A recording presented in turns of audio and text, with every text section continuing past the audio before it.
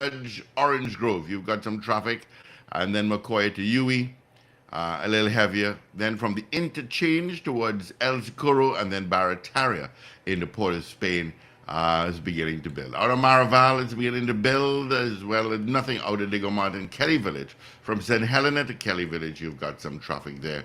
Head on south, make our way up north. Nothing to tell you about in the Southland. Usual stuff, nothing is causing that traffic. Chase Village towards Sugargonas, you've got some traffic. No problems really on the Eastern Main Road, just going through Tacarigua and a little heavier going through by Paget. All right. Let's check the weather for today, see what's happening in TNT. It is 26 degrees on both islands. It is indeed, and of course, yes, the Met Office has updated their weather for today, and they're saying it's going to be generally hot, sunny, and hazy, with the likelihood of an isolated shower, especially during the afternoon, favoring hilly areas.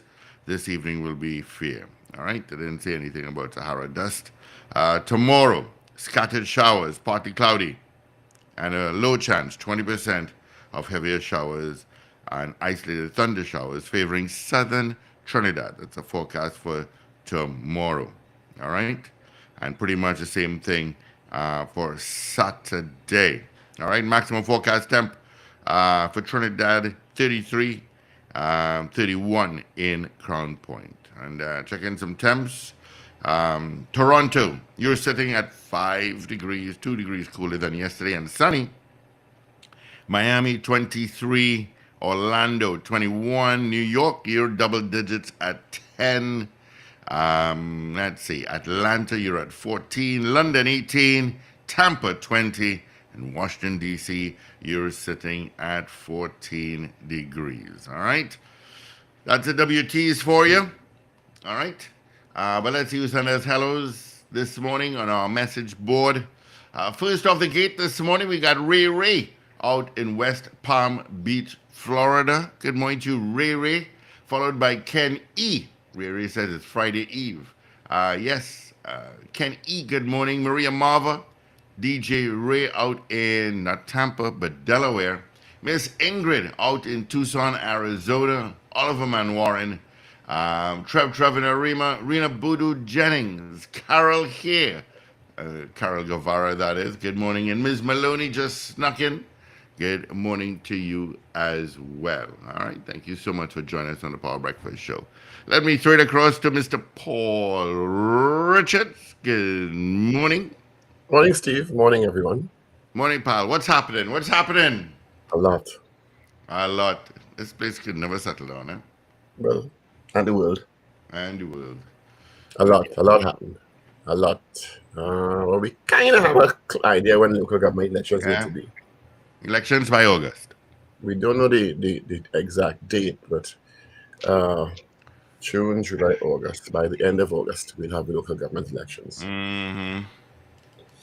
Yeah, that's the general idea, After the Prime Minister's contribution in the House yesterday, he said, first of all, Monday, law will be taken to Parliament on Monday to validate the works, decisions, and actions of local government bodies since the Privy Council judgment.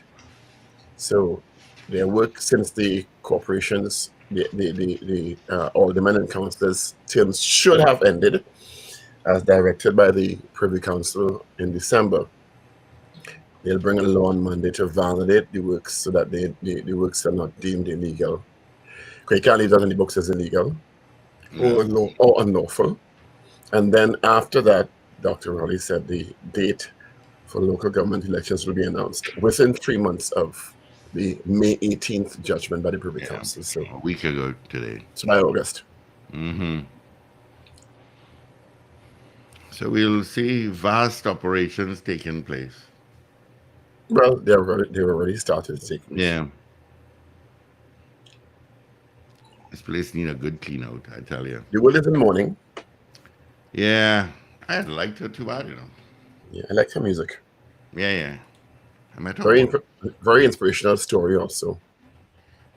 It is. Her story is came came from an abusive marriage. Well, even before that, Paul, um, she came from a home where she was literally abandoned. Mhm. You know, starting way back in the childhood days, and she used to pick cotton with her parents. Hmm.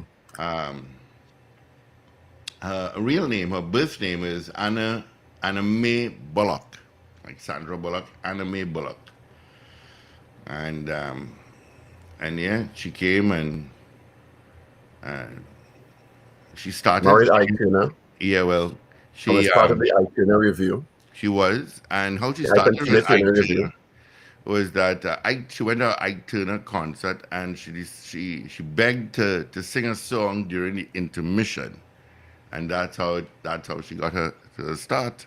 She's just singing a church choir, and yes, she was in an abusive marriage, and she smiled all the way through. Well, no, she didn't smile the way through at all. Well, the facade was she smiled, so nobody She knew. went on stage and performed, but she didn't smile the way through at all. And when she ended that marriage, all she wanted was her name because Ike Turner gave her the name Tina Turner. And she left with 35 cents And her name? to her name, a gas card, and a bus ticket. And then she walked out on that with that in a possession. That's all she took. But she really wanted her name. Of course, Performed in clubs, dingy bars for a number of years. yeah, yeah. Did some cleaning jobs. Mm-hmm. And then started to rebuild her career. Yeah. And recorded the album Private Dancer and released What's Love Got to Do With It, and the rest is history. Grammys and Rest is history. sold out world tours, and very inspirational story, which is immortalized in that movie What's Love Got to Do With It, starring Angela Bassett. Yeah. So may she rest in peace. She really made an indelible mark around the world, and her music was amazing, or is amazing. Yeah. She was ill. She was diagnosed with stomach cancer. She had high blood pressure, Kidney issues. kidney failure. But she died peacefully at her home in Zurich, Switzerland, yesterday. Of course, there was a Broadway hit called Tina. So Tina. yeah, and she was inducted to the Rock and Roll Hall of Fame as well. She was dubbed the Queen of Rock and Roll. Yeah. I expect a very small, intimate funeral. They did say that. They said it's just I don't expect family anything. friends. You know, she retired some years ago. Yeah. And performing, and I expect her husband and her family. She lost 2 sons recently also. Yes. Yes, she did. One by suicide and one by some disease. Mm-hmm. In 2022 and 2018. One son died by suicide in 2018, which took a lot of her. And then her other son died. She also adopted 2 other boys, whom she called sons. Mm-hmm. So, I mean, she rests in peace. She certainly made a big impact around the world. She also acted in Mad Max Thunderdome. Yes, she did. And We sang don't need the song. another hero. And her Should I concerts continue again? had as much as 180,000 people sometimes. 300,000 in Brazil. Imagine 300,000 Well, people. that was one of she always wanted to sell out a stadium like Wembley, and she did do that in Brazil. She sold out Wembley also. Yeah, but she wanted the biggest concert that audience that she performed for was in Brazil. So she said she thought her music was more greatly appreciated in Europe than in America. That's why she went to live, and she had a more peaceful life in Europe. So yeah, she lived in England for a while. She has a house in the south of France, and she settled in Zurich because her husband, music producer, back ran EMI Records from Zurich. So yeah, I mean, she won. Good for her. I mean, very inspirational story. Multiple awards. You name it, she won it. Yeah. Yeah. Good for her. Yeah. So I was shocked when I saw that yesterday. Back at home, The ground shook. slightly. I didn't feel a thing, and I was watching TV.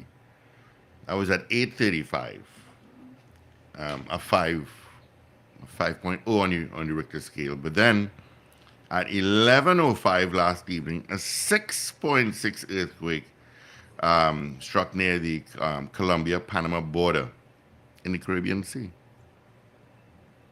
The ground's moving. The ground be shaking. The ground is always moving. Yeah, it is. People don't feel it, but it is. The place is always moving at some level. Yeah. So it has been divulged. The chief executive officer at Heritage Petroleum will get $180,000 a month, 5,000 U.S. housing, 7% moving fee. Wonderful, lucrative contract. You said $180,000 $80 a month. Mm-hmm. every month. And once he completes his probation in 6 months, he gets another sum of money. I think it's $70,000, if I'm not sure. It's around that. I need to find out who his agent is. Clearly. Mm-hmm. Clearly. Kisula is his name. He takes over from Miss Chow, who is retiring. But at that level, to be fair, running oil companies, you're not going to get anyone of any worth for a lot less than that. You're not going to get people who are really in the top end of the industry to move the country forward for a lot less than that. At the end of the day. I guess. That's a fact. That's 25,000 US, 26,000 US, 25.7 thousand US. You understand? Mm-hmm. It's at that level in an oil company. That's not unthinkable. What was also revealed yesterday was that Caribbean Airlines paid Marshall Montana about $1.25 million for their campaign. For Carnival, to be part of his Marshall and their Come Home campaigns. The finance minister revealed that upon being questioned in the House, he said... The taxpayers paid it. Well, yeah, but he also said, let's paint the whole story, that the airline made about $7 million, just over $7 million in ticket sales during that period. So while they invested $1.2 million, they made almost 7 times that in ticket sales. And they think it's largely due to the Marshall brand being able to take their Caribbean Airlines Welcome Home campaign and brand global to the diaspora. So let's get the whole story. Yeah. He also, I think that's a reason. I think these people just wanted to come home and. People were coming home anyway because after COVID. Yeah, people were coming. Exactly. People were coming home, but they may have chosen another carrier. So branding works. Yeah. Okay. So, I mean.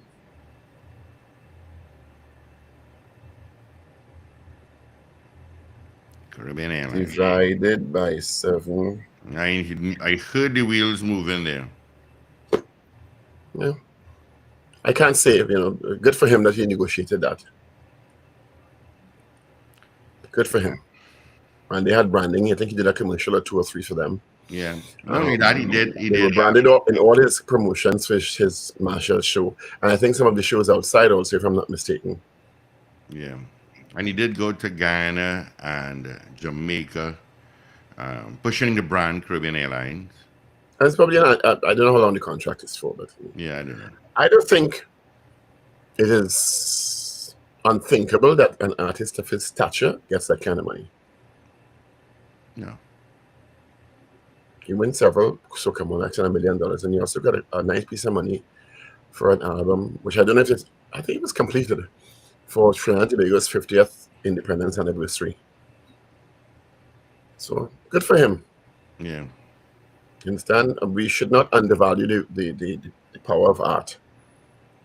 And he's certainly, by all accounts, the most prolific and most successful soca artist, let me say that, in terms of commercial ventures. I don't want to judge art against art, but I mean, he's very successful. So I don't really have a problem with that, to be very honest. if they made $7 million from a $1 million investment, I guess they would have had other investments also. Let's not kid ourselves. To achieve that $7 million, it wouldn't be only Marshall branding.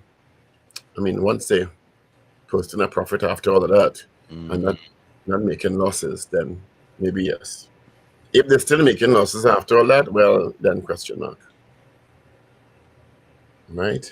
Speaking of which, still staying with money talk, the value of funds owed to all VAT-registered businesses in TAT still $7.8 billion. Whoa. But the Minister of Finance, Carl Imber, said that changes every day.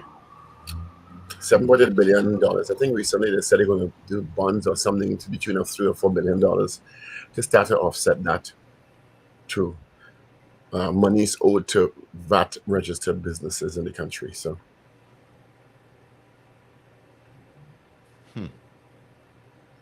it's a lot of money. That is a lot of money.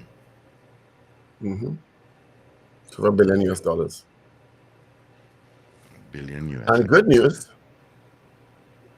through the work of the TTPS, 6 persons are due to appear in the Port of Spain Magistrates Court after they were charged with various offences, including home invasions. So that's good news. Yeah. Well done, TTPS. Take your bucket and wave it high in the air. Like you just don't care. I always like to see the more complete data. Yeah. Yes, any detention that's done lawfully and arrest and charges laid is good news, but it always has to be in the context of if there are 50 home invasions and you hold 6 people and the home invasions cease or diminish significantly, yes. I don't know that they've held a large majority of persons doing the acts, or is it that this is the main group who's doing most of the acts, so this is a small subset of a larger group committing home invasions? That's where I like to hear the details. The big numbers, the overlying numbers don't usually tell the whole story. But it is good news. I mean, before they jump down my throat this morning. No, it's good news. You know, Zena and them waiting like Matty P. You open that can of worms, huh? To jump down my throat this morning. Pull she blanket and shrug and so, yeah, I'm always going at them. Morning, Zena. I bet she'll call now. Yeah, you can call now. I under my P&M blanket. I don't leave the people alone. That's Zena. Nah, man, anyway, she's be up early, you know. She just don't get out of bed. She's lay down there lazy. Get out of bed and feed the fowls and the goats and the pigs and things. Yeah, because Strongy is here with dogs. Sweep up the yard, feed the dogs. Yeah, and the pigs. Clean up the yard. Shall I see about the pigs? Let's do the late shift and he's doing the early shift. You're on your own. See, let's do the late shift inside and he's doing the early shift outside. You're on your own. Late. See, that makes a contribution, you know. Anyway, so we have a general sense of when local government elections will be. As we said yesterday, I didn't expect anything different from the Prime Minister. No, we can't expect that. And clearly, the legal advice sought and obtained by the Attorney General would have guided the Prime Minister's statements yesterday, which means that the judgment means that you need to call elections within 3 months. The judgment also had implications clearly for the decisions and actions taken by the aldermen and councillors and corporations during that period of the extension before the judgment came down, which deemed them unlawful. So they have to rectify that, which they will attempt to do in the House by bringing legislation on Monday. Of course, that debate is going to be, I told you also, a lot of that, you know, and rightly so, quite frankly.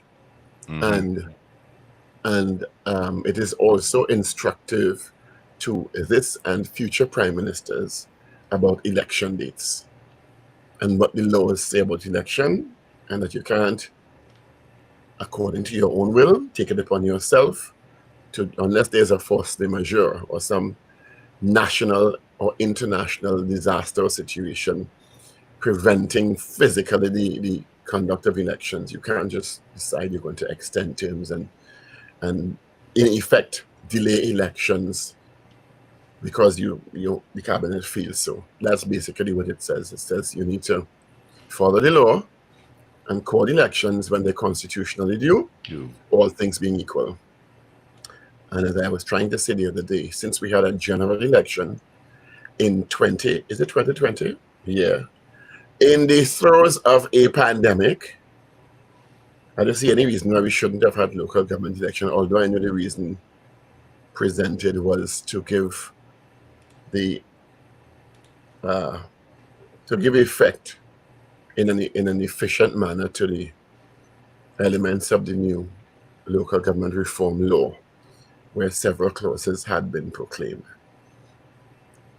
As Wendell always says, it's going to be interesting in the next 3 months to see if after Monday and after the election date is called, if persons who think that they want to do that are going to get more information as to what the salaries are. In the case of the full-time positions, because I think there's some full-time and some part-time positions, if my memory serves me correct. So persons wanting to present themselves for screening for the full-time positions will have to leave whatever other job they have. And if somebody is to leave their job, they need to know what is being offered in terms of a remuneration package. Yeah, and if it makes sense for them, given their commitments and liabilities.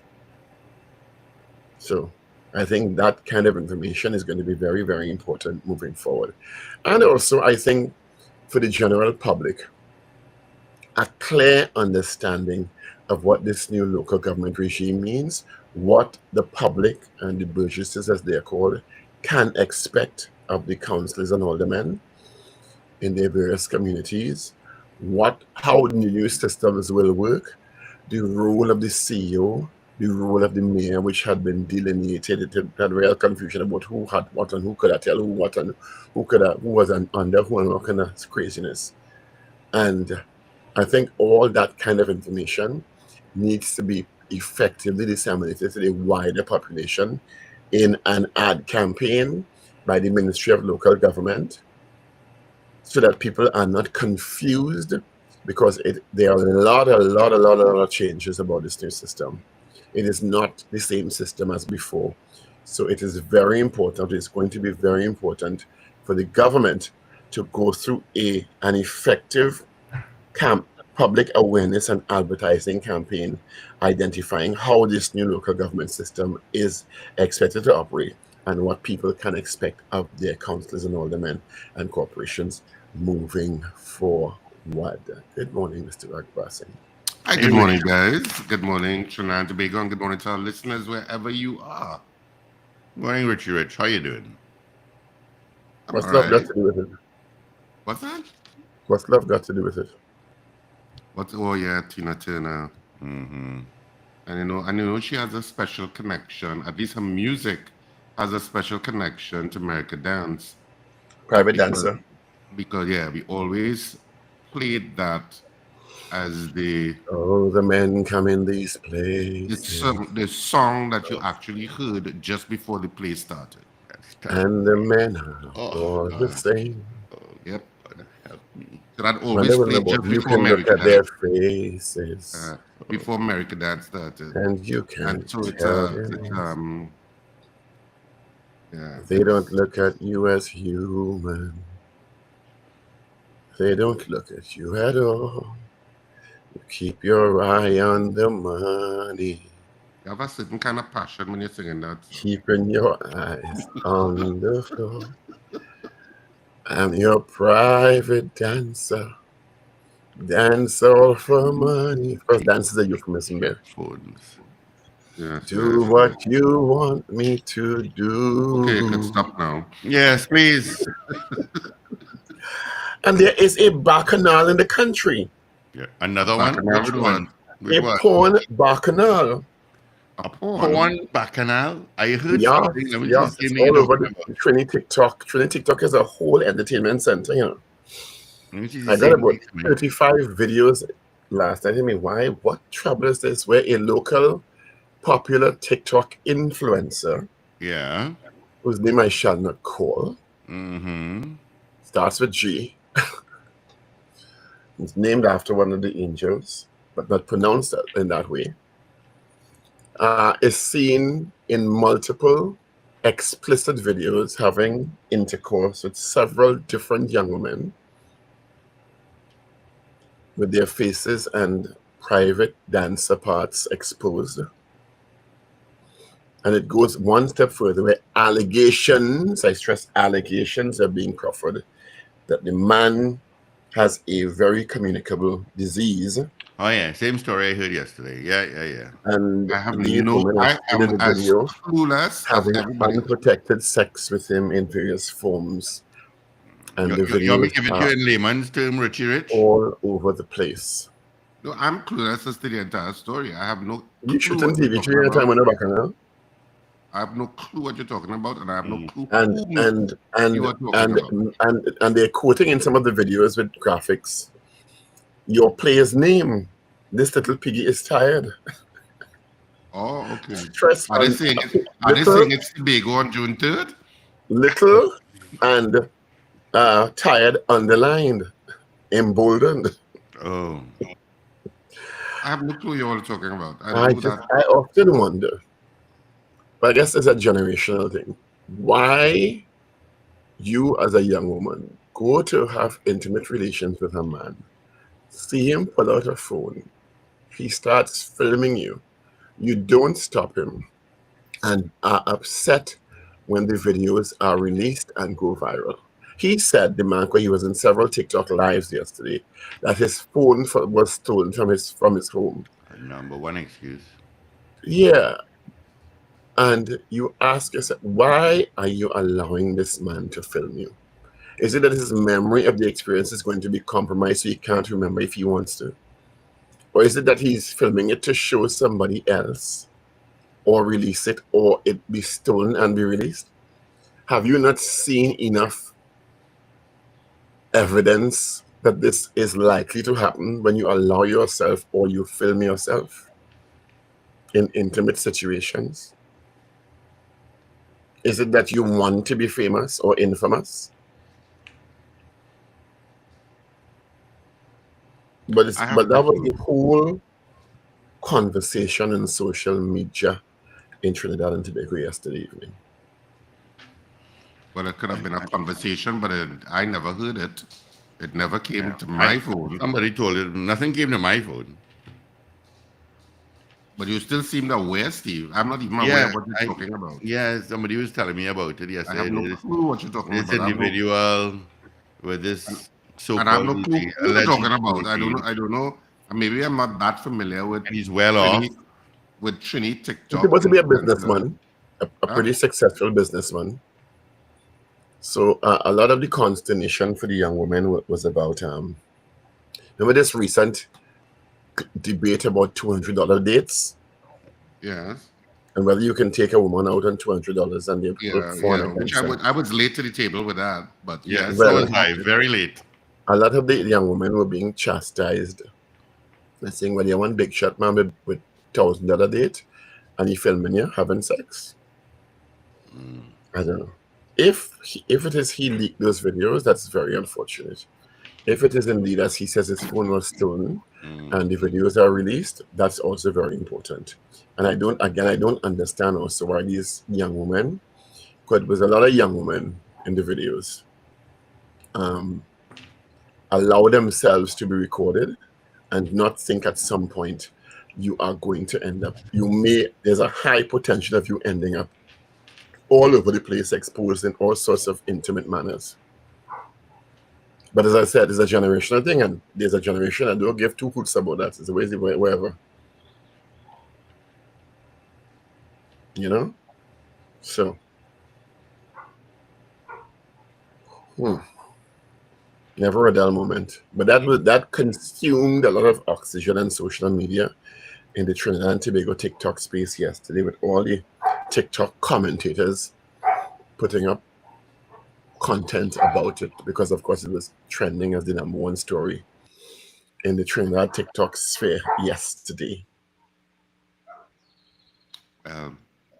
Obviously, the TikTok Trinidad sphere is No, I not. can't play the video. People messaging me. Yeah, I can't. Obviously, I can't. No. I am not in the Trinity TikTok No, I sphere can't play the video. Stop because messaging me and asking me to play the because video.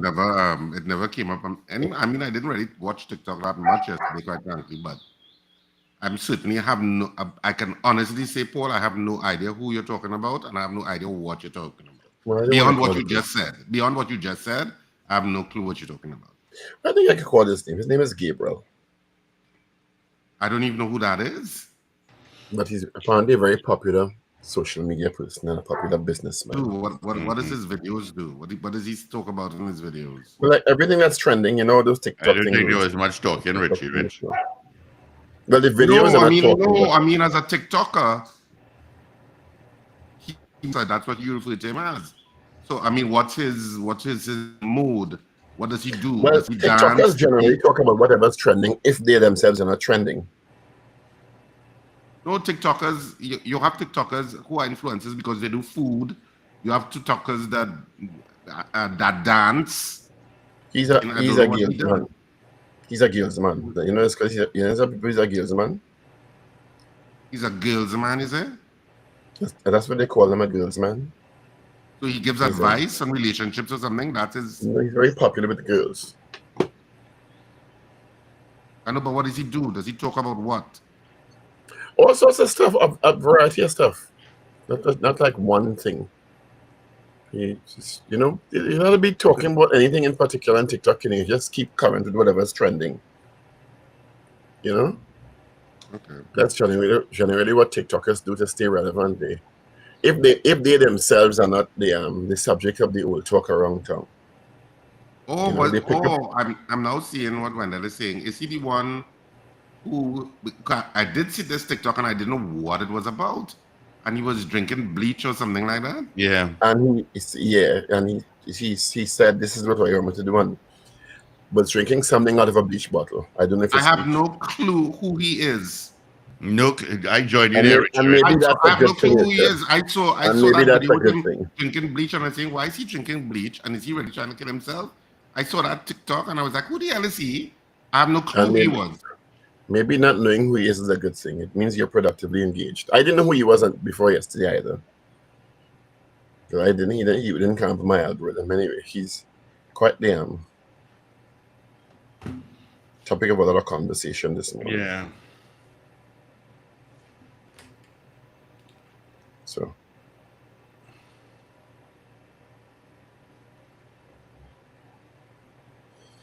I don't know. Anyway, I guess it was entertainment for most of Trinidad and Tobago yesterday. I have to congratulate Kess. Kess made an appearance on the Tamron Hall, very popular daytime show yesterday with Shaggy. I saw that. And sang the song, but I'm trying to get it up. Get the video up. Let me rephrase that. I'm trying to get the video up. With Mood with Shaggy, I so love that song. Yeah. It's part of it's one of the songs that we do use in This Little Piggy is Tired. Yes, This Little Piggy is Tired. That song features. So he got a lot of exposure yesterday, and woman was and he made a point of saying this is soca several times to brand the genre of music, doing his part to promote the music of Trinidad and Tobago. So congratulations to Kess and Shaggy. Create a good performance. And you got the clip yet? I have the clip. There's a large clip, so I'm trying to get it to be transferred to the portal. Because it's such a large file. Right. Yeah. So good for Kess. Yeah. I know you were in New York on Sunday, so got a lot of promotion from that, globally. And once again, condolences, of course, to the family and fans of Tina Turner, who also consumed social media and news cycles yesterday around the world. with the announcement of her passing over the weekend. Basdeo Pandey turned 90. Yeah, his birthday is today. I spoke to him yesterday. We'll have him on You the show know, shortly, but yeah, he's Basdeo Pandey 90 is years old 90. today. And so congratulations to the And Silver isn't Fox. this, Wendell, tell me if I'm correct, if this is the day that the Piarco International Airport was open. I think that's what he said. So, Yeah. Marcia Rock, how you doing? Good morning. Ray, good morning. Guy Small, the great, good morning to you as well. There's some folks hitting us a message on our YouTube as we stream on that platform. Good morning to you. Thanks for sending us a message. so happy birthday to Basdeo Pandey. 90 90 years old. Wow. And still in pretty good health, after he had, I think it's triple bypass heart surgery at one point. Had some health challenges, relaxing in his golden years, or his silver and golden years. He's the Silver Fox. So there was a function for him. His family put on a function, and they said, we were trying to ban the ideas as to what they should do. Should they go on a cruise? Should they take him to Disney World? He said, well, the old adage is true. Once a man, twice a child. I saw him at President Kangaloo's inauguration recently, and let me tell you, people just swarm around that man. People swarm around him. He stands in a corner and people just go toward him. I think people have such great admiration for him. I think it's because of the generation of politicians he's come from. And although they were political adversaries, there was still a kind of civility at some level. Yeah, I always remember the picture with him and Mr. Patrick Manning together laughing at someone. Now is all gloves off. His gloves off, Papa you. Let me tell you. The gloves are off. I think didn't Basdeo Pandey and Mr. Manning, I mean, they're both from South, but didn't they go to the same school or something like that? I think so, because they ended up very often in school reunions. Is it NAPS or Presentation College? One of the two. Yeah, I'm not sure which one it is. Yeah. The other NAPS and or Presentation College that they both went to. So they very often end up playing around the cards or having some drinks at the school reunions, and in very civil manner, much to the delight of everyone else, because I mean they were in the House of Representatives, political adversaries, but they could knock a glass. I always tell you all, what you see on the TV is not what you see in the tea room.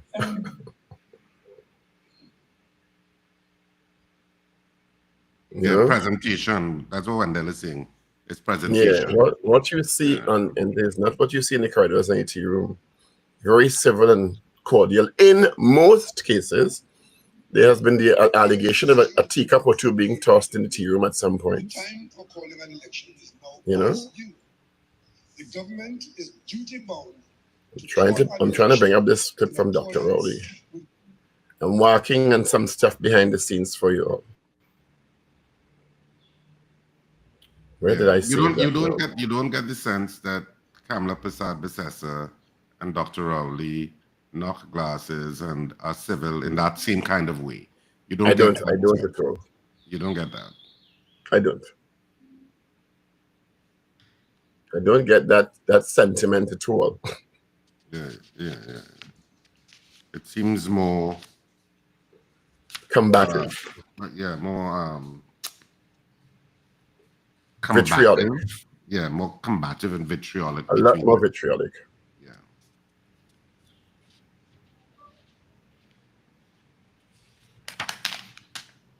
I don't know what's going on with my downloader these days, to be very honest.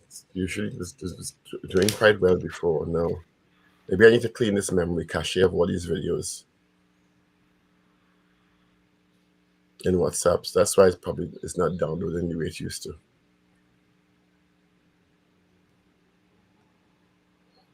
Okay, download. I'm trying to open your downloader. He's stressing me out.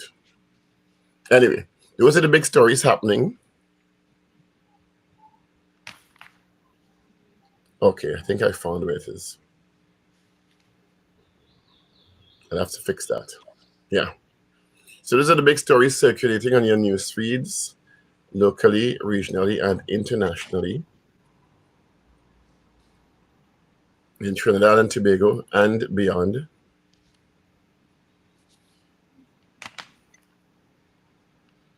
What is the did you touch on this story with Iowa, George, and wanting to take the state to court for the water taxis?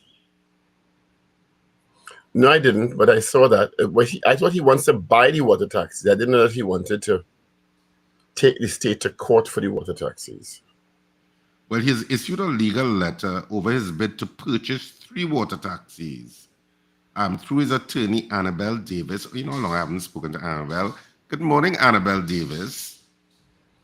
I haven't seen Annabelle in years. You should know Annabelle too, I'm sure, Paul.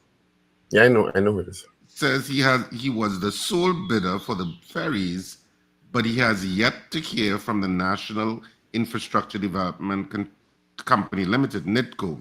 The vessels are the HSC Melancia, the HSC Olivia, and the HSC Katia.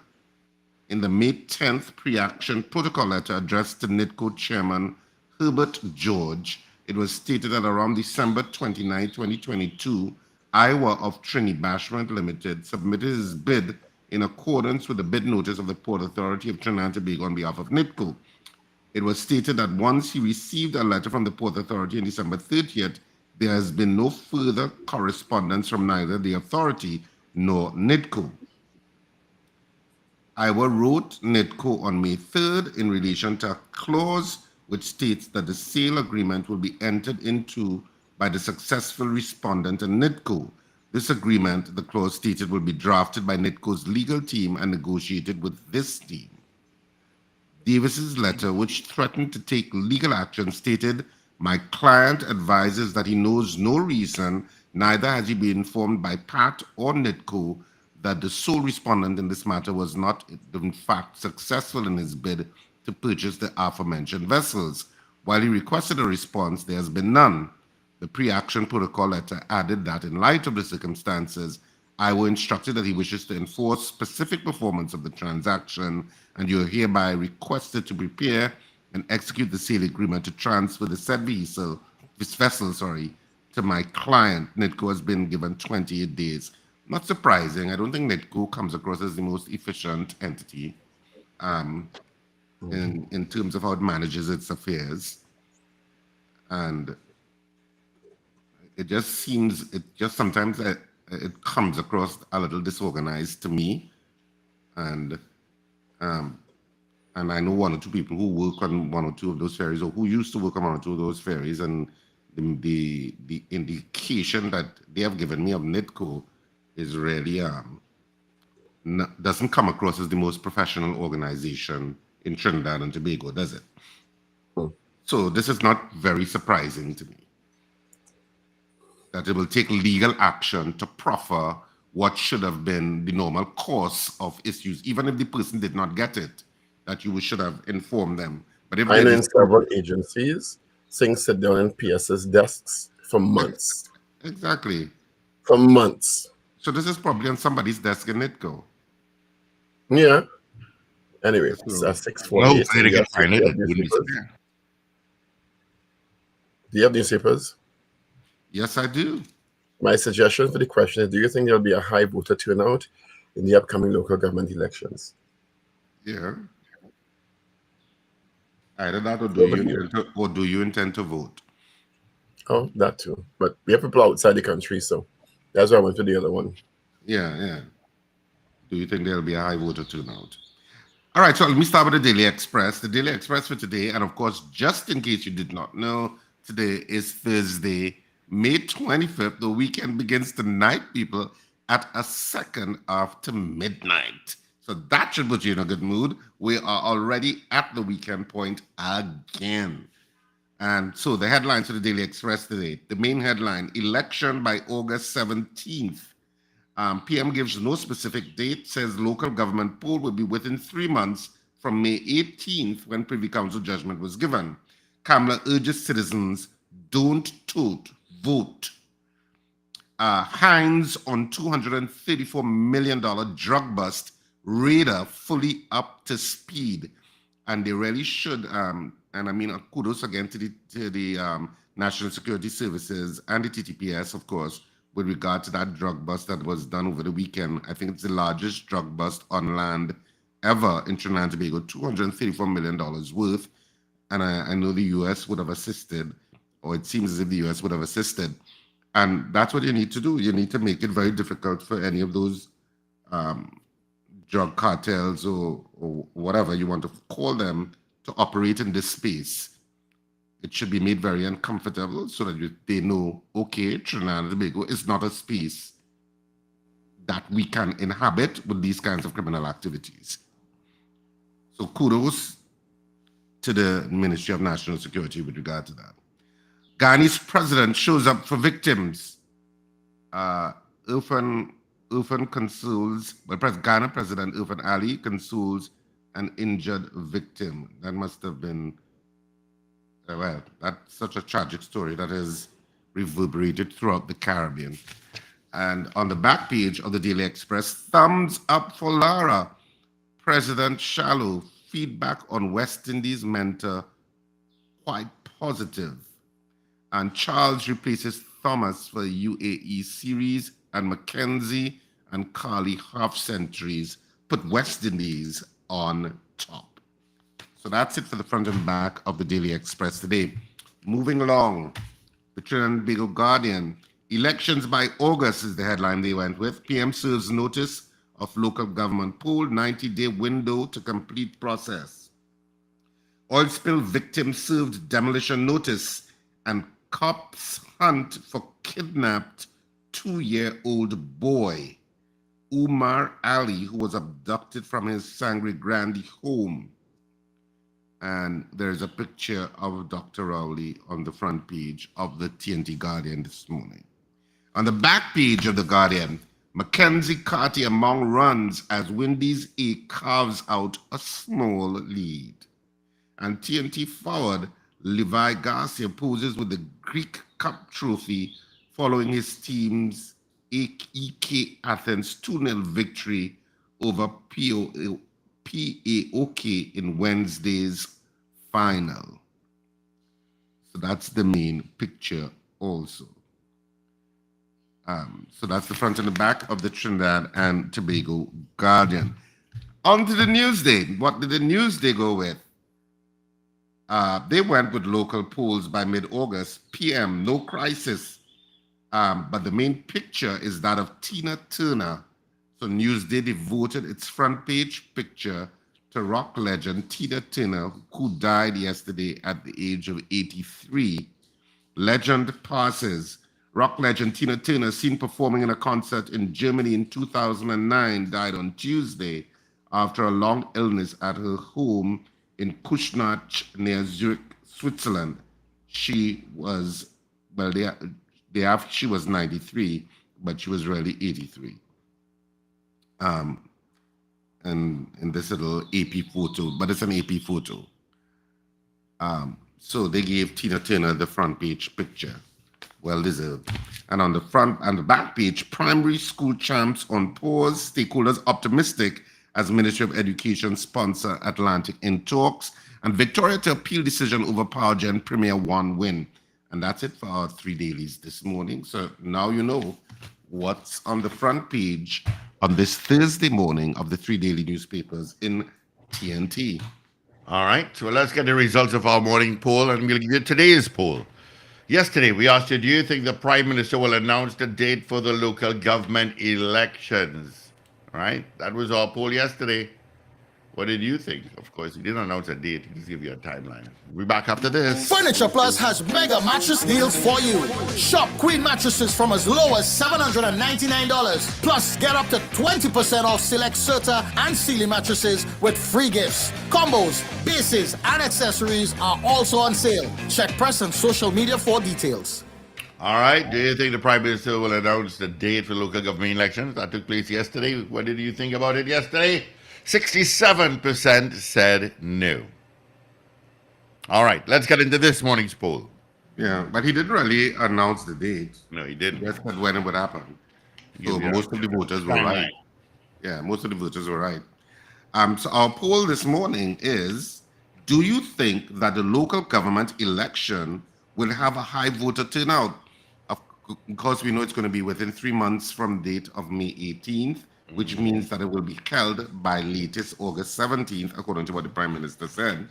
So, do you think that the local government elections, well, the upcoming local government elections, will have a high voter turnout? That's our poll this morning. What says you? Usually, of course, local government elections has a much lower voter turnout than the general elections. But our poll this morning: do you think that the upcoming local government elections will have a high voter turnout? So do you believe that it will have a high voter turnout? That's our poll. 222-TALK, 222-8255, North Americans, 866-525-1099. People in other parts of the world, 1-868-222-TALK, 222-8255. And of course, people on the web and the app, you can send your votes via the messaging portal on those respective platforms. Do you think that the upcoming local government elections is going to have a high voter turnout? Of course, you know, a part of those elections does operate on proportional representation. So I suppose some of those numerous parties, alternate parties to the PNM and UNC, will be trying to get some leeway. Yeah. Let's grab this call there, Richie Rich. We have 3 minutes. Good morning. Good morning, Steve. My answer is no. All right. Thank you so much, Dinsley. Thank you so much.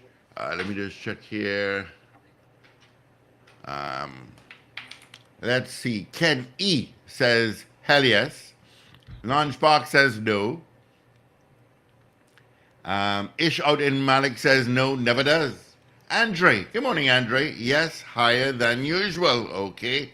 Trini Jam, no to the poll. Good morning, Leonard Naipaul.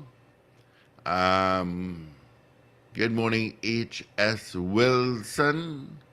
Says happy birthday to the Honorable Mr. Basdale Pandey, Silver Fox. Piggy Ray says no. Long Islander says yes. All right. 222-8255, toll-free North Americans, 866-525-1099. That's our numbers directly into our studio. Again, our morning poll. Do you think that the upcoming local government elections is going to have a high voter turnout? That's our poll this morning. What do you think? Do you think it's going to have a high voter turnout? Yes or no? Good morning, Gandhi. Yes. Grandy says yes. Thank you, Grandy. All right.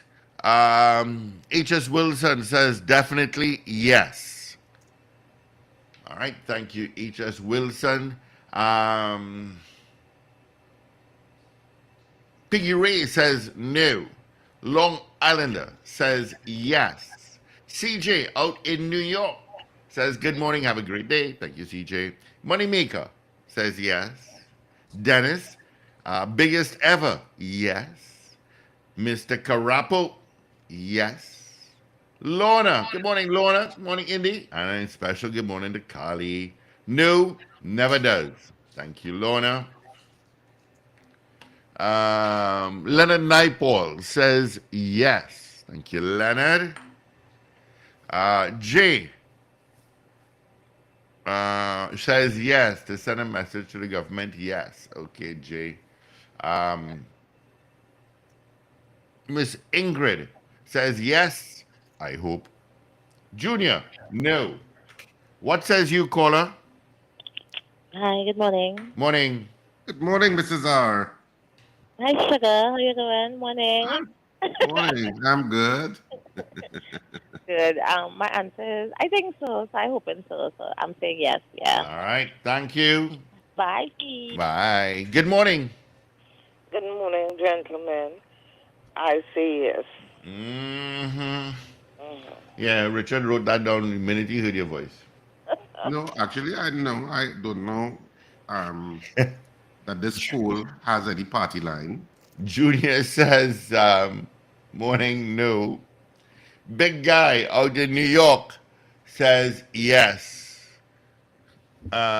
Samuel Paul says no via our YouTube channel. Thank you, Samuel. Ken E, you ain't see what going on? Yes. All right. Thank you, Ken E. All right. We just have a couple of seconds again to take your calls. 222-8255. Toll free North Americans 866-525-1099. Do you think that the local government elections will have a higher voter turnout? Yes or no? Of course, our poll is going to stay up until tomorrow morning, where Wendell will read the final results. Carol here says no. Or Carol again. Or one of those names. Thank you so much. All right. Let's get into our major news. Keep voting. You can vote online. I'll tell Richie Rich right after our 7 o'clock major news will start right now. This is your news bulletin from Power 102 Digital. Local government elections will be held within 90 days of the Privy Council's May 18th judgment. Opposition leader Kamala Persad-Bissassa is confident the UNC will win the local government elections whenever it's called. The new Chief Executive Officer of Heritage Petroleum Company Limited will get a salary of $180,000 per month. And celebrities and fans continue to pay tribute to Tina Turner, who has died at the age of 83. Details in a moment.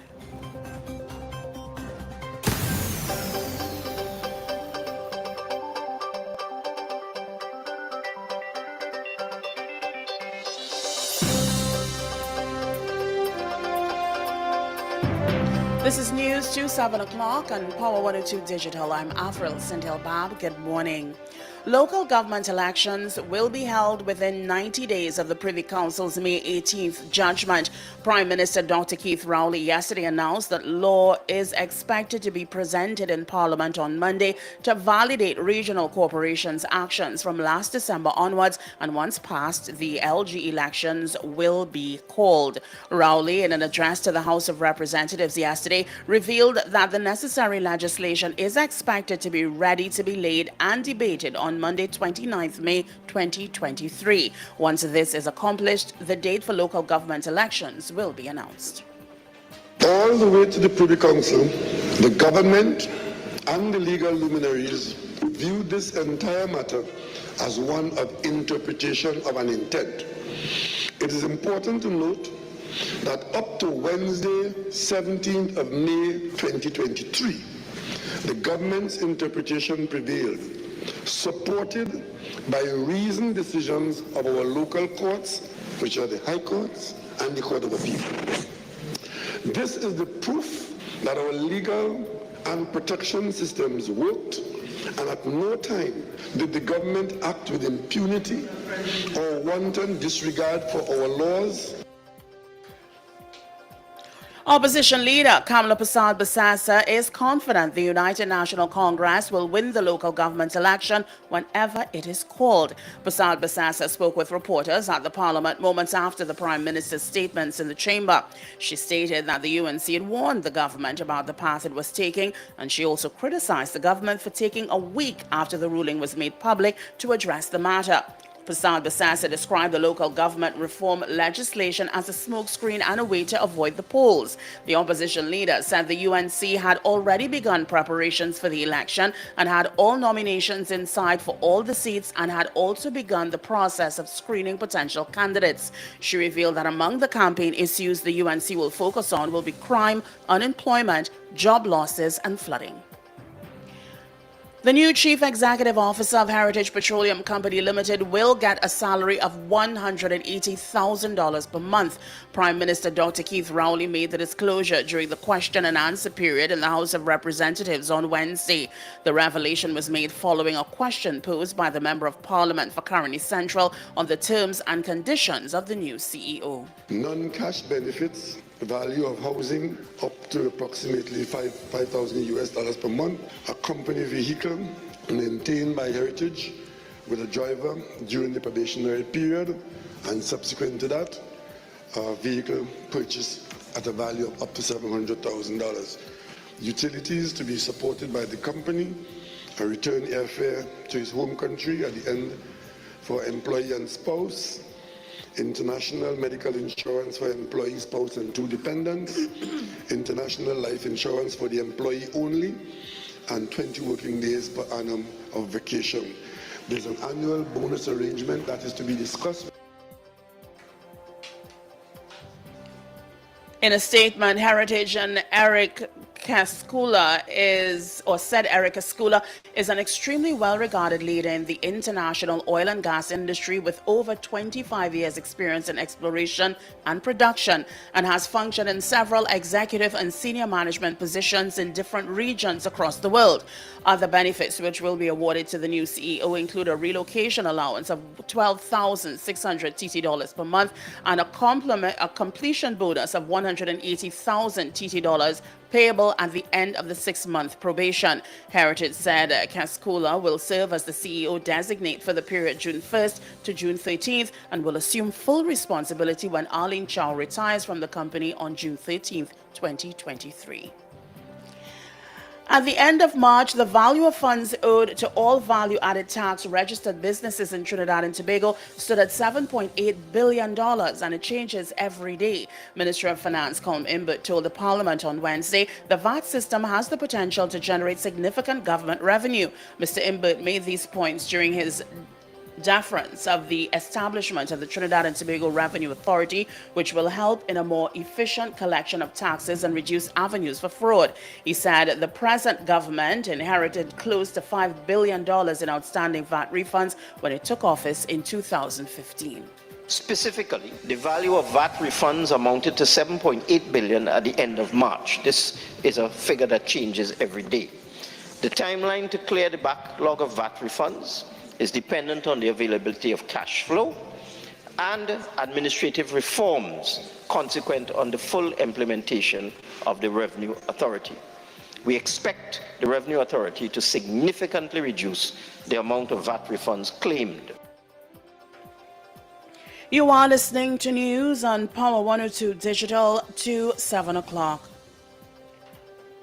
Celebrities and fans have paid tribute to Tina Turner, the soul star behind hits like The Best and What's Love Got to Do With It, who has died at the age of 83. Beyoncé said that she was the epitome of passion and power, while Sir Mick Jagger called her a wonderful friend and enormously talented performer. Turner was also praised by Mariah Carey and Oprah Winfrey as a survivor who overcame years of domestic abuse. The Obamas praised her for singing her truth through joy and pain. They were joined by current U.S. President Joe Biden, who noted that Turner had started life as a farmer's daughter and hailed her once-in-a-generation talent. The singer's death was announced on Wednesday by her publicist. No cause was given, but she had suffered a number of health issues in recent years, including a stroke and kidney disease. Well, finally, here is weather news for the period today till midnight. Trinidad and Tobago, generally hot, sunny, and hazy with the likelihood of isolated showers, especially during the afternoon and favoring hilly areas. Tonight will be generally fair with a chance of the odd isolated shower. Look out for a forecast, a maximum temperature of 33 degrees Celsius at Piarco International Airport. Yes, another hot one today. And 31 degrees Celsius at Crown Point in Tobago. Currently, the temperature is 28 degrees Celsius at Piarco and 27 at Crown Point. Recapping your headlines to 7 o'clock, local government elections will be held within 90 days of the Privy Council's May 18th judgment. Opposition leader Kamla Persad-Bissessar confident the UNC will win local government elections whenever it's called. The new chief executive officer of Heritage Petroleum Company Limited will get a salary of $180,000 per month, and celebrities and fans continue to pay tribute to Tina Turner, who has died at the age of 83. I'm Avril Sintil-Bab. That was news to 7 o'clock on Power 102 Digital. Look out for more news in detail at 12 noon and an update at 8 o'clock this morning. For more details, log on to power102fm.com.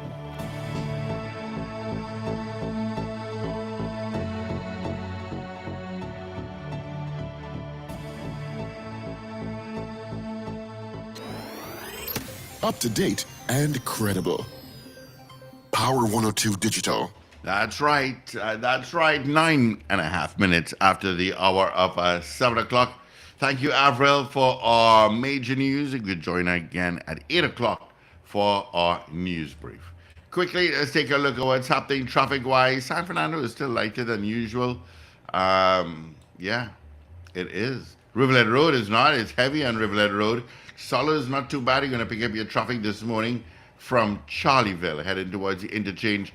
Taking the southern main road from Chaguanas, you've got some traffic straight out towards Ibis Gardens, and then heading towards Q Rep.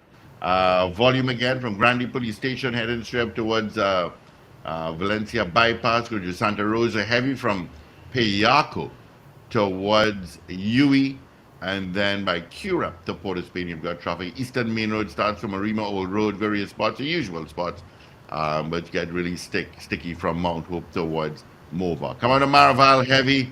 Diego Martin, you've got some traffic. Lower Santa Cruz, you also got some traffic. And Belmont Circular Road is also a bit busy this morning. Traffic again heading towards the lookout. All right? That's a quick traffic update for you. Hope it helped you out in one way or the other. As AV said, it's 28 degrees at Piarco and 27 at Crown Point in Tobago. All right, Richie Rich, let's get the results of our morning poll. Well, our poll this morning was, do you think that the upcoming local government elections will have a high turnout? We had 27 people voting in the allotted time. I assume it's 27 because Steve didn't give any update if there were additional votes. And it's too late to tell me now because the math is completed. I just got Mogain saying... 27 people that voted in the allotted poll. Of the 27, 11 said no, they do not think it will be a high voter turnout. But 16 people begged to disagree and said, yes, it will be a high voter turnout. Of course, you can continue to vote on this poll throughout the day through our programming, and we'll give you the final results tomorrow morning, which will be Friday. So that should put a smile on your face already. Friday, the most beautiful day of the week. Mm-hmm. All right. Let's say good morning to our guest, Mr. Timothy Hamill-Smith. Good morning to you. How are you? Good morning. Good morning. Morning, Steve. Morning. Glad to be here on 102. Thank you so much for joining us. What do you think? You think it'll be a higher voter turnout in the upcoming LG? I think it'll be a bit more nuanced than that in terms of just know whether it's high or low. I think that possibly those who support the government might stay home more than usual. Usually you have a low turnout anyhow, but I think that, given the what has happened, and of course this is midterm, and on those who oppose the government might have a higher voter turnout. So I don't see it as being, and I don't know what the equation of that would amount to. I expect a low turnout, but whether it'll be higher than usual, maybe you have a balancing effect going on there. Yeah. All right. Well, thank you. All right. Well, that's a good segue into good morning, Mr. Hamill-Smith. It's a good segue because you have recently been featured as being part of a cadre of people in some new party, I think, where the chairman is Louis Leasing. Am I correct in saying that? No, you're not quite correct. Louis Leasing has served as chairman of meetings. The actual chairman of the party is Mr. Steve Alvarez. Steve Louis is a Alvarez. deputy political leader. Oh, he's a And political at the leader. moment, we're all interim, yes. Okay, I get you. So I suppose the obvious question in that case is, would that new party, because there's several new parties on the new in various forms of the word new, Sure. who are obviously coming on hoping to capture that coveted third party space. And do you think that your party or the party that you've aligned yourself with has a chance of making any difference? Well, a number of those parties have, in fact, reached out to us to hold discussions on how we might approach, in particular, local elections. We had a caucus last night to determine the way forward. We haven't made a decision, but I think that together, if I was to guess, we could make a difference. Yes. First of all, morning, Mr. Hammersmith. Thanks for joining us. Senator. What is the party is called Hope? For those who may not know, HOPE. Tell us what this party is about. What was the genesis to the formation of this party?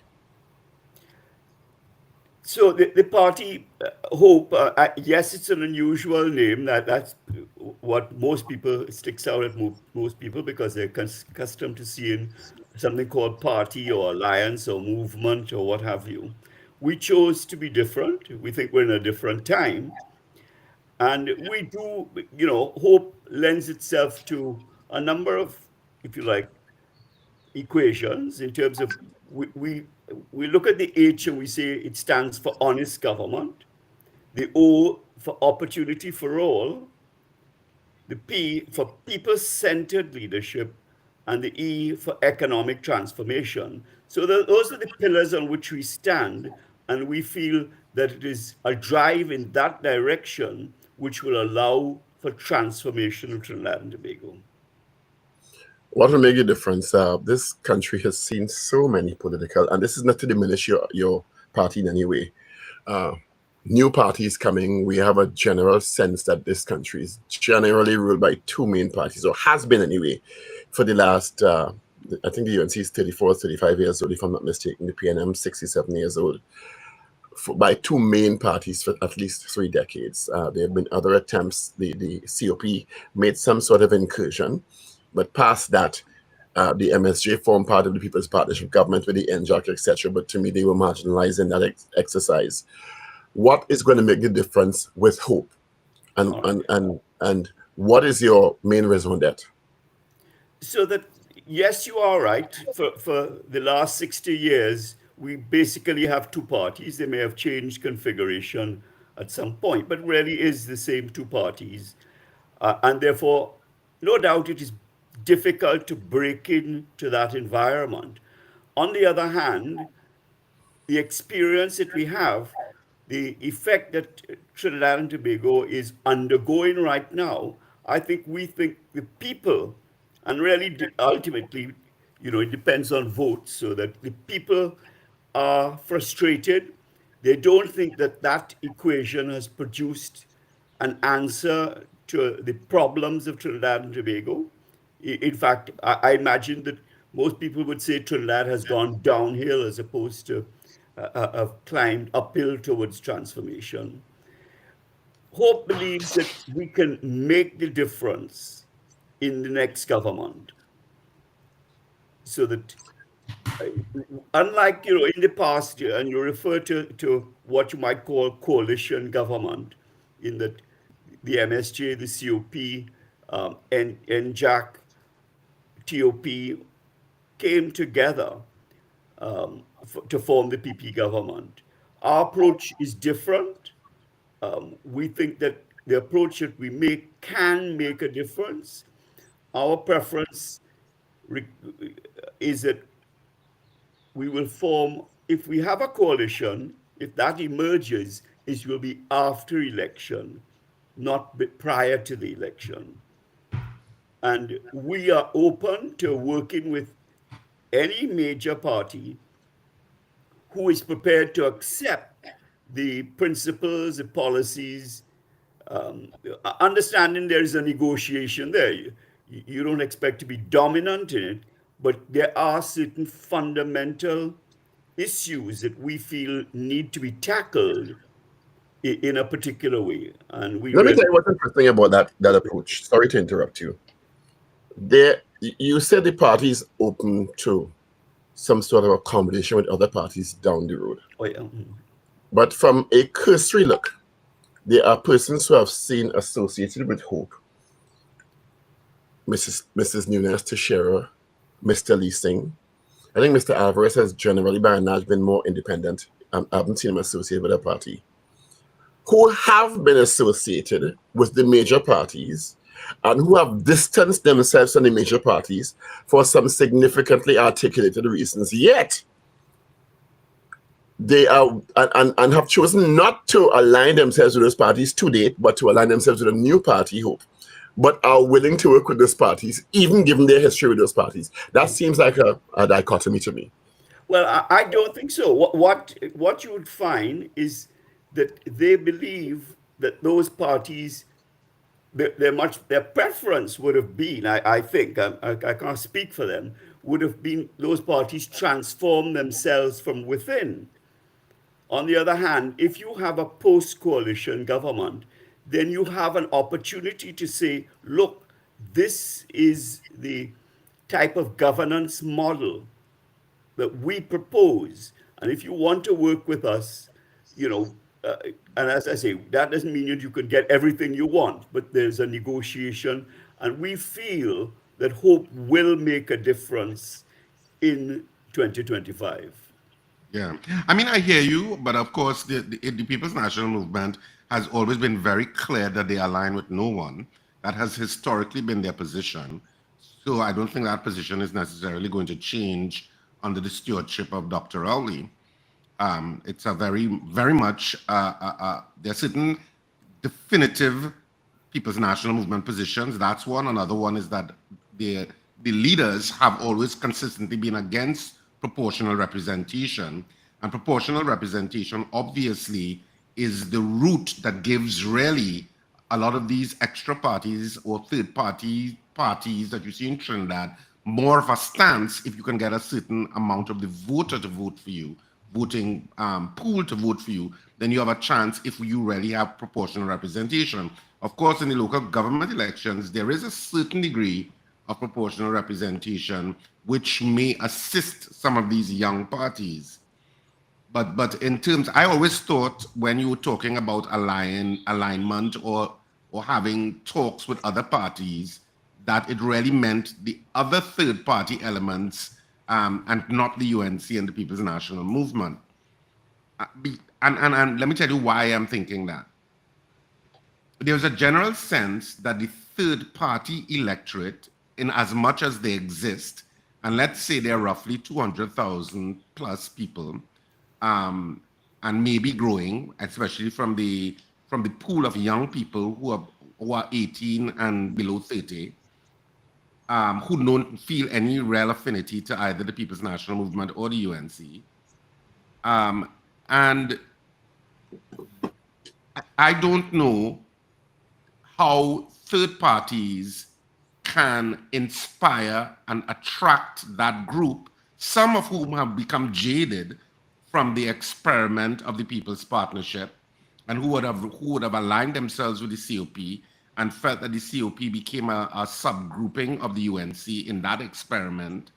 And so how are you going to inspire that group that you're an option? All right. So just to, in case perhaps what we were saying is exactly what you said. We have been talking with the other third parties. We're not suggesting we've been talking to the UNC or the PNM. So let's get that out of the equation, as it were.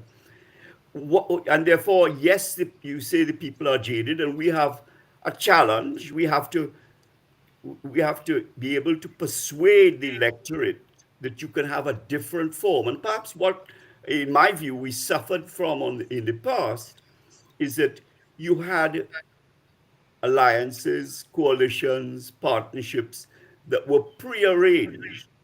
When you do that, depending on the outcome of the election, you've lost all your power. Our approach is that you have discussions towards that after the election, depending on the result, not prior to the election.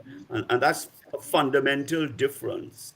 We feel that would produce a different dynamic outcome come from that election. The you refer to proportional representation. Obviously, that's the ultimate. But there are other types of proportionality that can go somewhat towards that equation. Certainly, the fact that you should mention the 200,000 people and maybe upwards of that have been, in a sense, disenfranchised is a very poor reflection on what we refer to as a democracy. If you have 23% of your population unrepresented, you begin to wonder, are we having taxation without representation, as it were? And, you get that message, not a damn seat for them, despite 23%. And that's not a matter to be proud of, in a sense, because if you look back, for instance, to talk about a country that introduced PR, mixed PR at that, very much along the lines that recommended by the Woodin Commission. They had reached a point in their politics where a party which had gained 12% of the total vote got no seats in parliament. And they said, that's not democracy. We cannot have 12% of the popular vote going to a single party, and yet they have no representation. And that was that the ruling government at that point recognized that in the face of that, they needed to have a commission, explore how changes in the system, and they came up with proportional representation mixed with first past the post, which is what you have now, so that you get the best of two worlds. And more than that, we stick with having two houses because we're trying to ape the UK. But the fact is, in New Zealand, they chose to have one house. In other words, they felt there's about 4 million people. They felt, look, our society is too small to warrant two houses. In the UK, you have 600 members in one house, and it is that allows them to have exactly the dynamic that you've seen recently, where prime ministers have changed, because you have a separation of powers between the executive and the legislature, given the numbers. But you have numbers for dissent. We don't have that in Trinidad and Tobago. How would you respond to, well, while they're 24% or 23%, you say, who are not represented adequately because they are not part of the either PNM or UNC. But on the other hand of that, you have 600,000 people who are quite comfortable with either or, which is significant. Yeah, they're comfortable with it because they're supporting those parties. I expect them to be comfortable. In fact, they may like that equation. I believe what has happened, first past the post is called winner take all. All right. And the reason for that, when we have winner take all, is devil take the hindmost. So you have a divided country. That's what it creates, a division, because you don't get, in either system, you don't get a critical mass of people following a single vision. And unless you can achieve that, you will always have this sense of disunity, which is what we suffer from in Trinidad and Tobago. So you talk about 60% of the people. So let's say that's pretty much evenly divided, 30% PNM, 30% UNC. But if you added to either one of those, whoever is in opposition, you added the vote of the third party, then you have a majority, then you have a majority in opposition. And how does a government, and hence, at the end of each election, you've seen it time and again, no matter who is in opposition, we are going to make this country ungovernable. That's always the equation of, so is that what we want as a whole? Do we need to relook and revisit what we as Trinidad and Tobago want to achieve? Are we really happy with the current state of affairs? Do we find the economy, of course, a lack of diversity, if you like? When we had money flowing freely, of course, you could have, money being doled out, as it were, to keep the people happy. That is going to come to an end. And our mounting debt in 2 years' time is going, whoever is the government in 2025 will face a huge dilemma. And therefore, there is a need for a critical mass of people, and we believe that can be achieved through a coalition. Can I share something with you then and ask you a question, please? Let me share this with you. The government is duty-bound to call an election in accordance with the statutory procedure prescribed in the Act and the Representation of the People Act.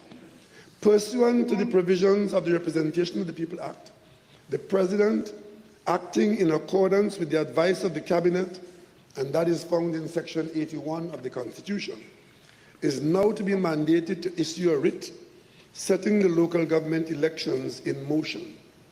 Under existing law, a period of not less than 35 days must lapse between the issue of the writ and the taking of the poll. Immediately and within 3 months of the 18th of May, the government will move to issue the writ so that a poll can be taken within the usual 90-day window. With the arrival of the new decision, the option always exists to extend the office of incumbents up to the 18th of May so as to validate the actions prior to May 18th and to call an election to be held within 3 months of the 18th of May 2023. Of the many options available, this is the one most suitable and the one chosen by the government at this time. Consistent with this advice and decision, the Deputy Chief Parliamentary Counsel is on standby for the drafting of the necessary legislation to validate all acts of the corporation from December 2022 up to the 18th of May 2023 and for the further 3-month period from 18th of May. This piece of legislation is expected to be ready to be laid in Parliament and debated and taken through all its stages in this Honourable House on Monday, the 29th of May 2023. Once this is accomplished, the date for local government within the 90-day window will be announced. And with that, Mr. Deputy Speaker, I thank you for your cooperation. So, first of all, given that announcement by the Prime Minister yesterday, your thoughts on the profundity of the Privy Council judgment on last Thursday and the government's response to that, as articulated by Dr. Rowley? Yeah. Well, I thought the judgment of the majority was correct, very lucid. It was basically coming to the point where it said, look, you can have retroactive legislation, but in order to do so, you must have clear, precise words that create that effect. It cannot be by implication. And it is in that context, therefore, they concluded that the Municipal Corporations Amendment Act did not have the effect of retroactivity in order to apply to existing councillors. And therefore, we have a vacuum because they are now performing. They don't have a status at all. And hence the reason for the legislation in order to make that retroactive in order that they should be effective. I think that, despite the fact that there's some commentators that conclude to the contrary, I do believe that we have the Constitution introduces a fundamental right relating to voting. Now, it doesn't use the word voting. It says you have a fundamental right to join political parties and to express political views. And people, I think that some people feel that expressing a political view can only be done through words or through the pen. But the most important mechanism for expressing your political view is using your finger and staining it to vote. And that's what perhaps, wasn't understood by those who opposed the view. I did think that the Attorney General decided to do a few, catapults. He put a spin on it, and I don't understand why. I think Dr. Rowley, in his statement to Parliament, has come to the point he understands. He's an astute politician, and some things you don't play politics with. And he understands when he's reached a point, we have to do this. It's no longer, you can no longer spin your way out of it. From the Attorney General's point of view, it seemed that his first reaction was that, boy, the government had plenty. I mean, that's what I would read into it, I should say, and what I think people would read into it. When you go spinning a Privy Council decision in the way that he did, then you come to the conclusion that the government is running scared, because there was no need for that. The simple answer was to do what Dr. Rowley has now come around to doing, which is to say, recognize that you need to make changes to the legislation and you need to hold local government elections. I think that a real disservice to the government flowed from their reluctance to accept that decision. And hence the reason why when you ask me, what will be the outcome? Will the numbers increase or diminish? I felt that you would find those who support the government would possibly produce a lower turnout, and those who oppose to the government will have a higher voter turnout. And a lot of that arose, yes, we're in midterm. Yes, it's difficult for any government to face a midterm where you have somewhat of a crisis happening in the economy and not falter. But this did not help them, is my assessment of what took place. The issue also of the party's hope I'm talking about, and this question is just for accountability and transparency. Do you have specific financial backers who is backing the party? No, we don't. We've only just started. We do have a dinner coming up on Monday, if I might say that. And yes, we've sold, we would upwards of 150 tickets we've managed to sell, which produces a certain amount of funds that allows us, if you like, to do a couple of things better than we've been doing it. So we need to get basically our social media right in order to reach out to the growing number of people in that youth, what you might call it, people under 40, 35, I don't know, it depends how you define it. It's not only youth on social media, 50 years and 60 years on social media too. I know. So we have not done that well, admittedly, because we didn't have the finance to do it. And we hope arising out of this fundraising venture, it's our first fundraising venture, we will have the sort of resources to engage professionals to carry out the social media element, to have our website up, so you'll be able to see our policies. That will soon be coming. Hope that TT will be a reality very soon. Our social media will take a more active role. There are, I don't know if you're aware, but to be a political party in the new environment, under the new meta requirements, requires you follow certain rules and conform to certain practices, which we've now, I think, got right to make sure. I'm taking it you've registered with the EBC already. and has all the approvals. Yes, we have registered with the EBC, that's right. Are you contesting the local government elections? As I mentioned earlier, we met last night in caucus to discuss that exact issue, as I imagine many people, many political parties have done. And we have been approached by other political parties, and perhaps to make it more correct, not the UNC and not the PNM, to third parties to collectively approach this, and we are considering that issue. So, I'm not able to answer you today because it's only last night that was pronounced. But we will, seek it whether jointly with other third-party. It does provide for us, if you like, an opportunity to demonstrate to the public that we can work together as third parties, and there's a lot of dynamics going on which allow for better. Are there specific third parties that you care to name that you're talking to at this point? Well, I don't know that they want me to. So, remember you asked me to call third parties. I know that we can say that to you, but I don't want to put anybody in a pickle, as it were. But I have to ask. But there are third parties there out there. You know the third parties well. There is NTA, there's MSJ, and there's PEP, PDP.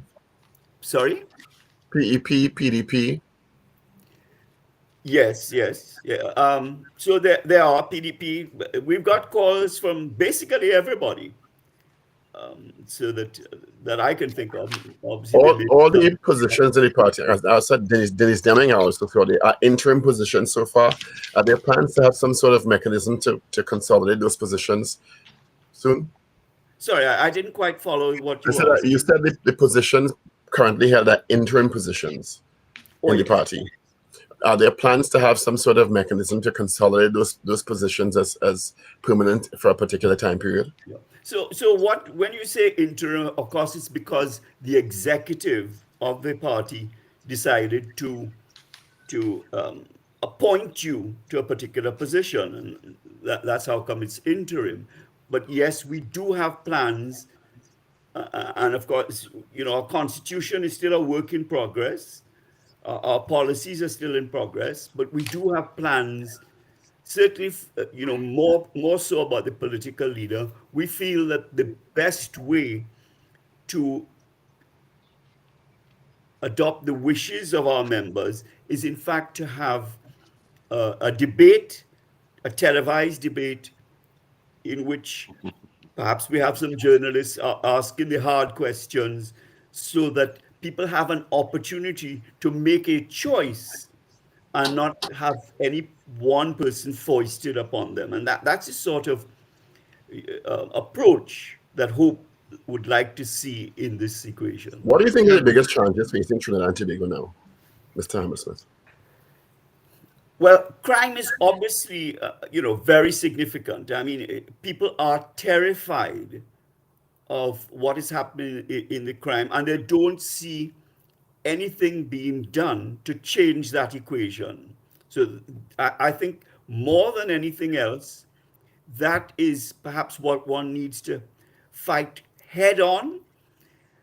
You see, nothing else. Of course, the economy is a problem, but no fix for the economy can be achieved unless you first because nobody's going to invest in this environment unless you can bring crime under control. And absolutely, it appears that the government have thrown up their hands and said there's nothing we can do. You see a blame game going on.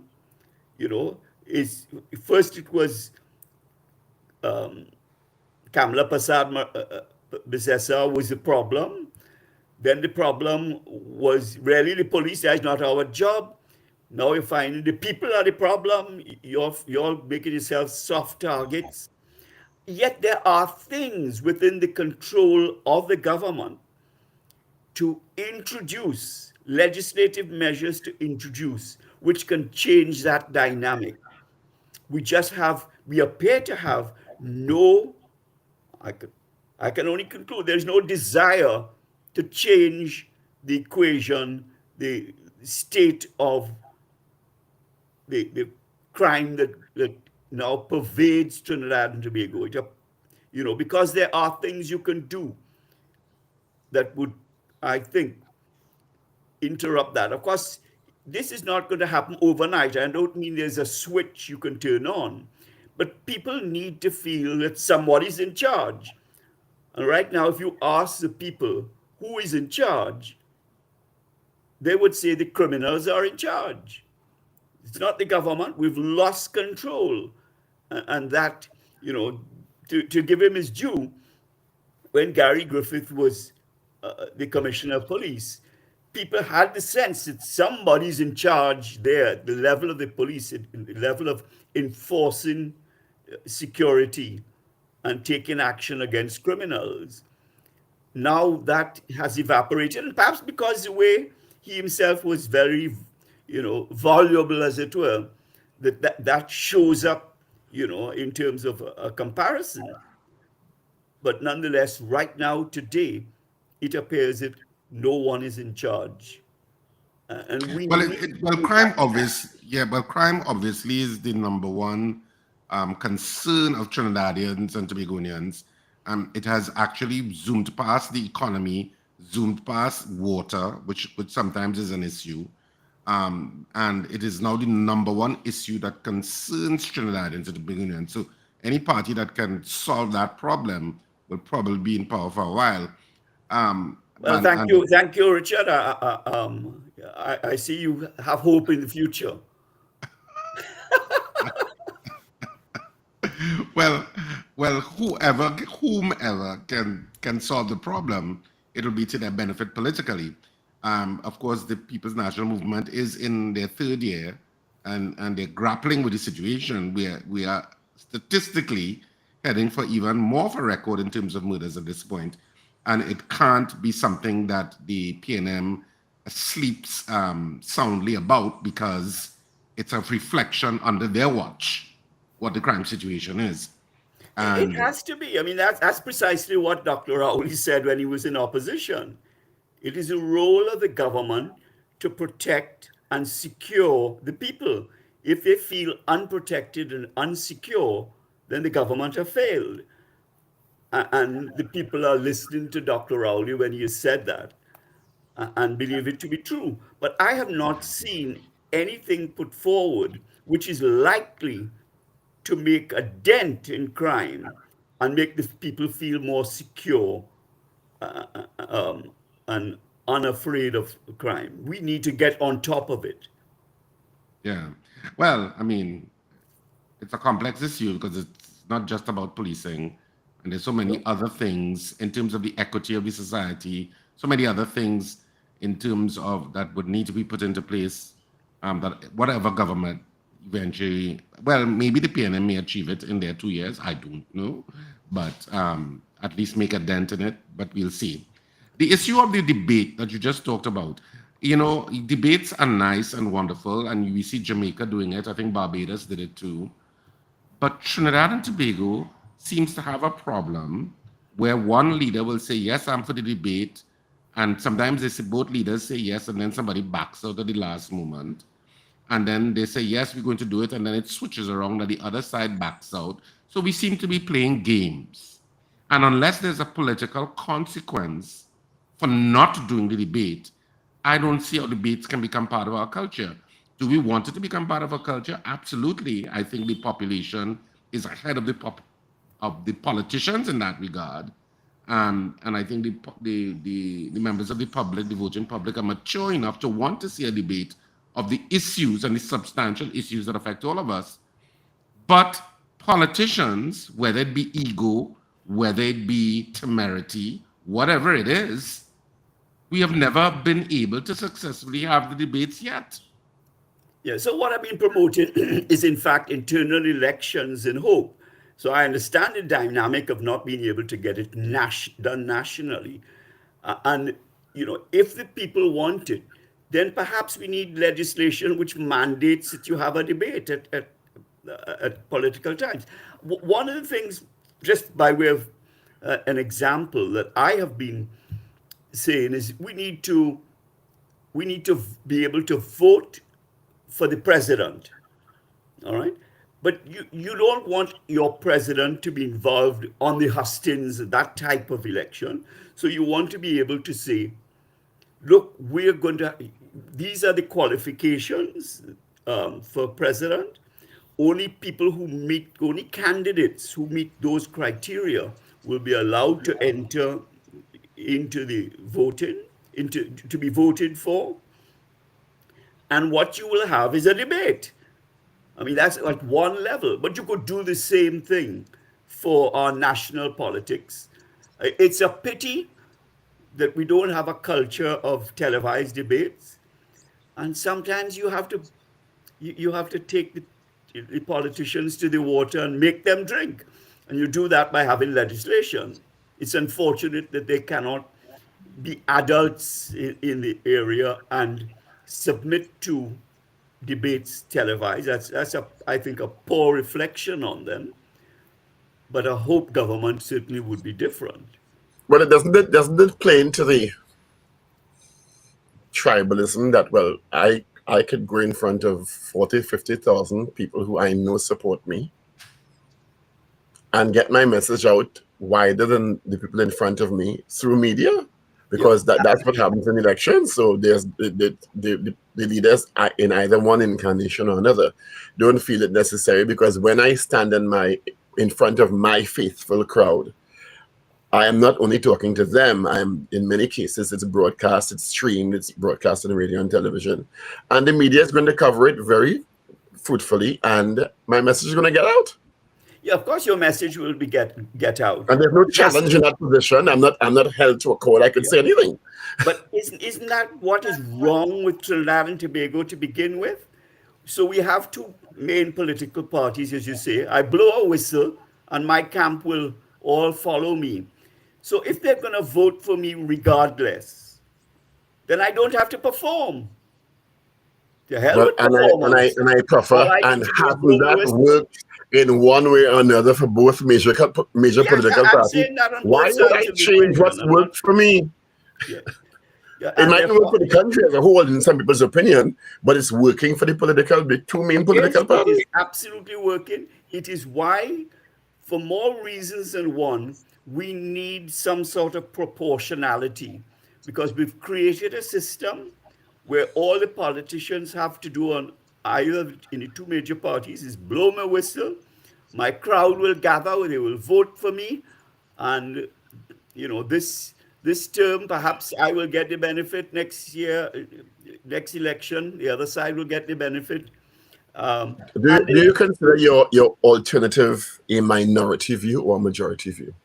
Sorry? Do you consider that the alternative to that, the perspective on that, a minority or a majority perspective in the country? I think that that's a majority perspective on how our elections turn out in terms of, and therefore is the reason why the politicians don't have to perform. If I can get voters and win an election, why do I have to perform? And therefore, what you really want in our elections, what we're fighting for is control of the treasury. And that's why I say, yes, we have crime, we have violent crime, and we must deal with that. But corruption is really because if you have corruption at the top, then it is difficult to manage, if you like, the gang leaders, because you're involved in crime at a different level. Because it's white collar crime, doesn't make any difference. And Trinidad therefore has descended, if you like. Well, that's why this country has heard many promises about campaign finance law that has not materialized. Yeah, and so you do have campaign finance law, or bill, I should say, that has been brought before Joint Select Committee. Well, that's what, maybe 10 years now or so. It is, there are a few things from my perspective I would tweak to enhance that legislation, but by and large, that has adopted the Jamaican model. And I think, whilst it can be improved, the basic core of it is correct. What I saw in its present form and in the evolution of digital media, it is easy to get past those requirements and still stay within the ambit of the law and still not achieve the basic principles of campaign finance law as most people think it should be. Because you can, I always say people, you don't have to put money in. You could have maxis, you could have bots, you could have websites, you could have social media trolls, you could have a plethora of B and C level campaign resources at your disposal. If you look at the legislation, it does talk to, and those are harder to find, but it does talk about benefits in kind to capture that. But where it falls short, in my view, is it provides for the state providing funding to parties to a certain level. And I think that why should I, as a taxpayer, put funds into so that the government extends it to political parties who are only interested in mauvais langue, and I must support that. But on the other hand, political parties are important to democracy. So if those resources had to be used for the purpose of providing, just by way of example, a consultant who prepares an annual report on what policies, plans, programs that ought to be introduced. If those funds were applied towards creating a school of government that all parties could send their members to, then you would have lifted the politics to a whole new level. It wouldn't happen overnight. But unless you start today, as they say, the best tree that you can plant is 20 years ago. The next best is today. Let's make it happen. There are things that can be done. We talked about corruption. We need to, one of the issues that face Trinidad and Tobago, we have all these things operating in silos. So think of the criminal justice system. The police is the investigative arm, the DPP is the prosecution, and the judiciary hears the matters, and ultimately you have prisons who, if you're sent to prison until they come out. That's part of the criminal justice system. But they're all in one side, they're all in different silos. Nobody talks to each other. So we need to create a roadmap, as it were, of how do you move from arrest to released from prison. What happens in that equation? Where are the pain points? How do we, improve those? We need a digital model, which will happen, from the. Of course, you often hear we lost the file. Isn't that just as when a matter is reaching its peak, lost the file. In 2023. So if it was digital, you couldn't lose the file. Well, in Trinidad and Tobago, someone may find a creative way of losing the file digitally. Mr. Hammersmith, I'm presuming HOPE is a national party, which includes interest in Tobago. So we have interest in Tobago, most certainly. It is Trinidad and Tobago. And I think that we must present a party that encompasses the interest of all the people of Trinidad and Tobago. Which means at some point you'll be contesting THA elections. There are different ways of approaching that. I'm not in a position to engage on that. In early days still. I'm raising it to a different level where I say we have to be able to look after and therefore represent the interests of all the people of Trinidad and Tobago. And we will create a formula that achieves that objective. How committed is this? It's a really weird question, but I mean, we've seen parties start and stop and start and stop. A political party is an expensive endeavor. I'm not doubting you and your colleagues' commitment in any way, but you're in this for the long haul?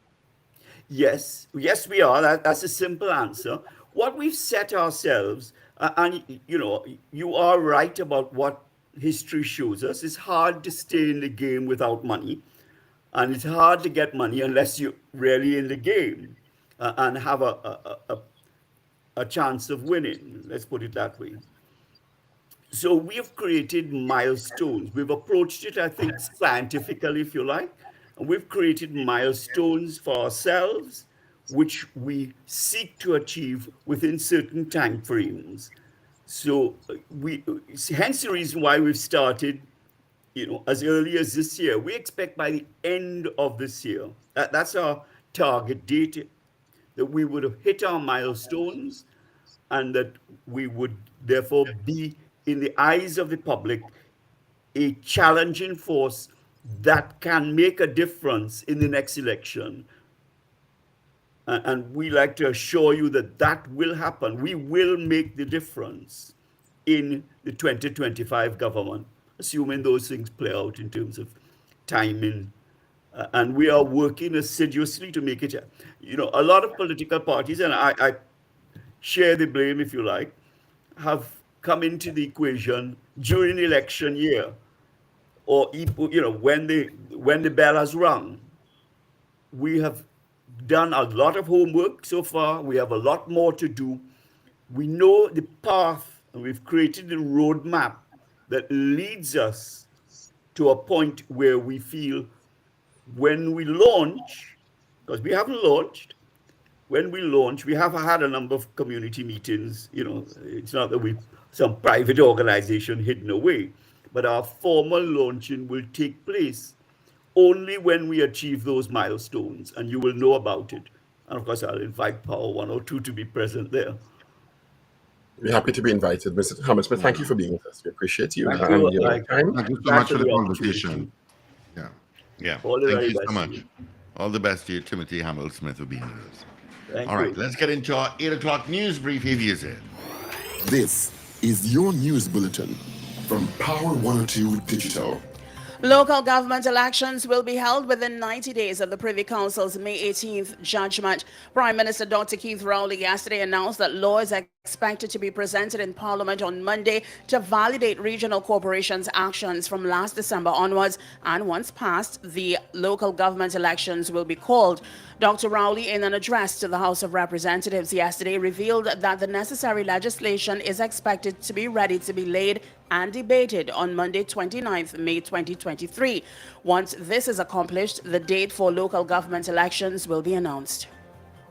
Conversations among third parties are taking place as the electorate has to be persuaded that there are options apart from the PNM and the UNC. This is the revelation coming from Timothy Hammersmith, the interim leader of the newly formed political party Hope TT. He made the comment while speaking this morning on Power 102 Digital's Power Breakfast show. The former Senate president also addressed the issue of crime. He said there is a sense that nobody is in charge when it comes to the fight against crime.